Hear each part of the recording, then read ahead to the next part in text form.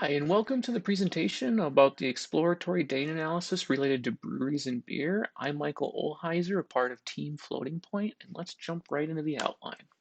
So we're going to take a look at a few different things, including the geographic distribution of breweries across the states.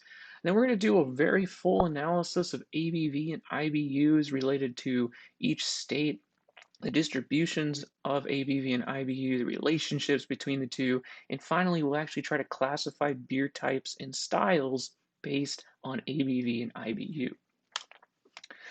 So, as I mentioned, we want to do an analysis of ABV and IBUs, and there are a lot of IBUs that are missing in our data set. That doesn't necessarily mean it's zero. So, what we actually did is we replaced those missing values with the average of that style. We did that for IBUs and ABVs. Now, getting into the actual analysis, if we were to look at breweries across the state, across the United States, the main takeaway is that there's not one region in the United States dominated by breweries. The most interesting probably is Colorado and Michigan being in the top three, but they don't necessarily have the largest populations in the US, suggesting that there's other factors beyond population that contribute to beer consumption and beer production in those states. And if we look at the median alcohol content of beers and the median bitterness of beers by state, we find something kind of interesting. Alcohol content tends to stay pretty flat across states, with the exception that Utah sort of drops off at the end. But then IBUs, or the bitterness of beers, actually has a more large or a larger range, especially with states like Delaware and West Virginia that have very high IBU beers, which makes for a very interesting dynamic that states don't necessarily um, drink or produce the same bitter beers in terms of bitterness. And if we actually look at the distributions of ABV and IBU, ABV have a right skewed distribution, deviating slightly from normality, which you'd expect as uh, beers are not typically high alcoholic drinks. Um, but when you look at IBUs, you actually have this bimodal relationship indicating that there might be two separate groups of people who drink beer, ones that actually really like IBU or bitterness in beers and ones that maybe don't. And so you kind of have almost two distributions pushed together in there. So if you actually look at the top IBU beers and the top ABV beers, just in this view, you see Colorado showing up again. They have two of the top five ABV beers. Not surprising, and also not surprising is the top five uh, IBU beers are all IPAs actually. IPAs are known for being particularly bitter beers. So if we look at a relationship between IBU and ABV, we see something that's positively linearly correlated, meaning that as you go higher in ABV, you tend to have a higher IBU beer.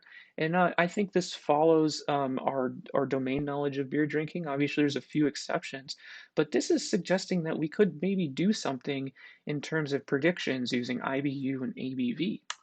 And that's exactly what we did is we wanted to jump in to see if we can actually classify beer types using ABV and IBU. So here we separated our beers in terms of IPAs and then all other types of ales. And you can see in the scatter plot, there's actually this sort of grouping that is occurring for in terms of IBU and ABV for IPAs and then all other types of ales. And we actually used what's known as a K nearest neighbors classification algorithm, which takes a look at all the beers surrounding your beer of interest to see how it's related in terms of ABV and IBU. And we got a pretty good accuracy, almost 90%. And just by looking at the scatter plot, you can see there's a pretty clear distinction that IPAs have a higher IBU and higher ABV. So we asked ourselves if we can kind of take this one step further. And so we wanted to look at more styles of beer. So we actually took the top five most common beer styles. And here we have five different styles, and you can see there's an obvious kind of grouping with something like American Double Imperial IPAs with the green up in the right corner, and in the middle you see the American IPAs in blue. But as you get to the bottom left, you start to get a lot of overlap, which means it's going to be very difficult to distinguish those beers purely based on ABV and IBU. If you wanted to classify those beers accurately, you're probably going to need other factors. So if you look at the results of those just from the scatter plot, I think the results mirror what we saw in the scatter plot. If we look actually in the bottom right table, we see that the most accurate classifications by beer style were the Imperial IPAs, the American IPAs, and the Pale Ales, which were the higher IBU and ABV beers.